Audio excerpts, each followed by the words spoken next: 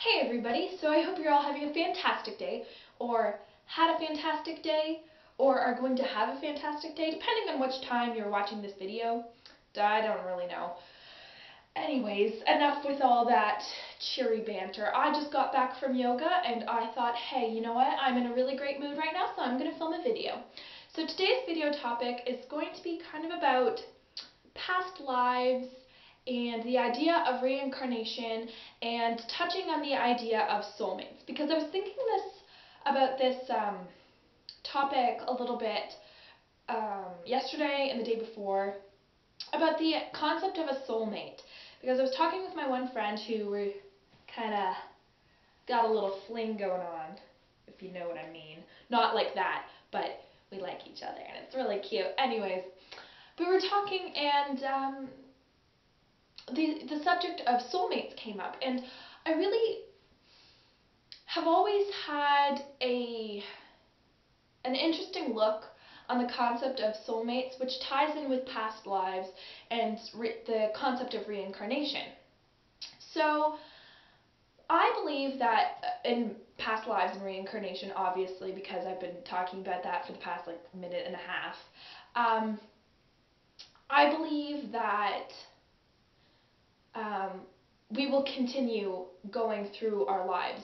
Some people believe that you have your several lives, and in those lives you're trying to improve yourself more and more and more and more and more until you get the right to go to Summerland or some sort of hereafter heaven-like place, and you get to stay there and be either like an angel guide or something along the lines of that, or come back to earth to help people, but you're still kind of more of like a divine being, I guess you could say. I personally believe that after every life we go to Summerland for a little bit, reflect, and then go back to another lives and try to improve ourselves. But we're constantly trying to improve ourselves. I don't believe, and I mean, maybe there's like a unique situation where you do something extremely profound and you're able to become like a spirit guide or something like that. But I genuinely think that us as human beings, we are not, we are part of the divine, but we are not ourselves the entire, aspect of the god and the goddess. If that is making any sense to anyone. I believe that nobody's perfect and that you have to keep trying and striving for perfection. Obviously, you know, we might not achieve it, but just constantly improving yourself. And so I think in order to accomplish that or continue that cycle, the cycle of life needs to keep going. And that also kind of ties in with the idea of the circle of life, is that there is life, death, and then rebirth, and then it's a constant circle and a constant motion. There's not life, death, rebirth, life, death, rebirth, life, death, afterlife. You know what I'm saying? I believe in the continuum of life itself. So that's just in case you were wondering. Let me know what you believe in, what happens after death or anything like that. If you're interested in sharing, then feel free to leave a comment or a video response or anything. Anyways, so obviously we get reborn into different bodies, into different physical forms. I don't believe though that you will come back as like an inchworm or something like that, or a tree or an animal, or if that you do something bad that you're going to come back as something like gross and nasty. I believe that a human will always come back as a human. A pig will always come back as a pig. You know what I'm saying? Like, we're not going to switch roles there. I do believe that everything has a life and therefore it will come back eventually, but it won't come back as something totally different.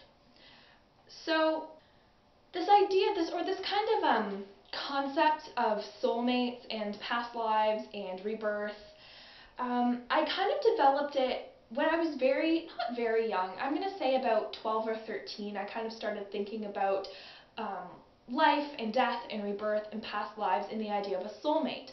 And it just really fascinated me. I'm really, really into like recognitive stuff. Like, I'm really into past lives and understanding your past lives so that you can understand your future better. I think it's really important to learn from the past so you can better yourself in the future. So if that means learning more about yourself in a past life, then so be it. That's a way that you can help better yourself.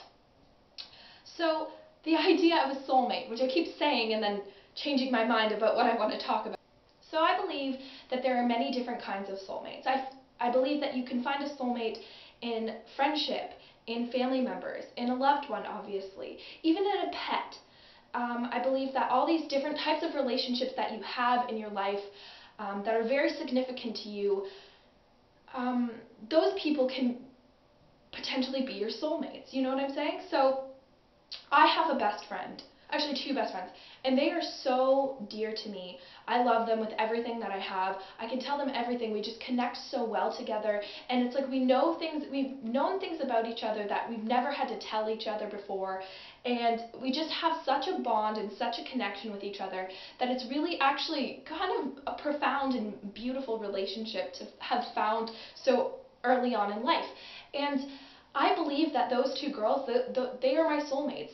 I don't feel romantically for them. I'm not like attracted to them in that way, but I do believe that they have been with me in past lives and are now with me in the present. That's where the concept of a soulmate comes out.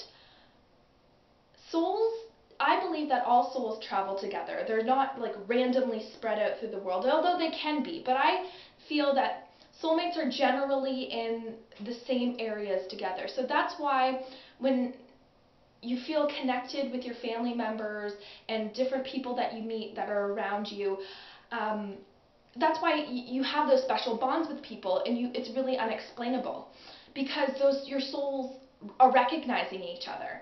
So your siblings and your parents were probably related to you in a past life sometime.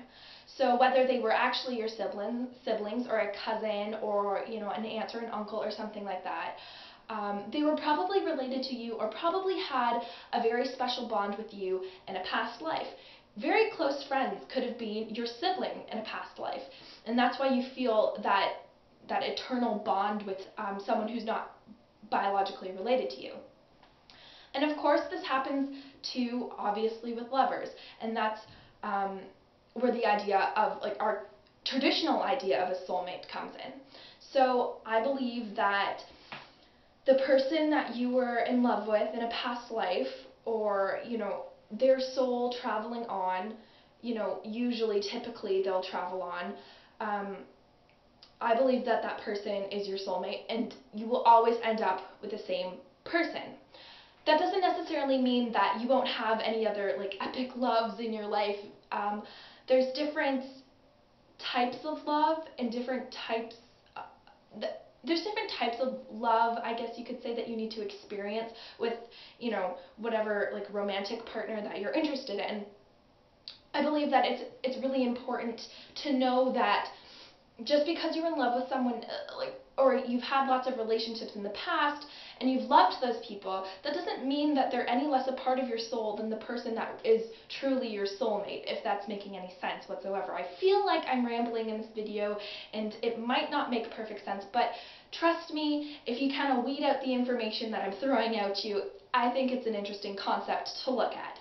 So basically what I'm trying to say in this video is that we all are connected in a way, and the people that are around you and the people that you're close with, you've probably known them in a past life, because there's that unexplainable bond that you have with them, and that really no amount of science and no amount of psychology can explain why you feel so connected to the person. For an example, I did an audition for Midsummer's Night Dream back at the beginning of December. And at the callbacks for the show, I met this girl, and we just hit it off right away.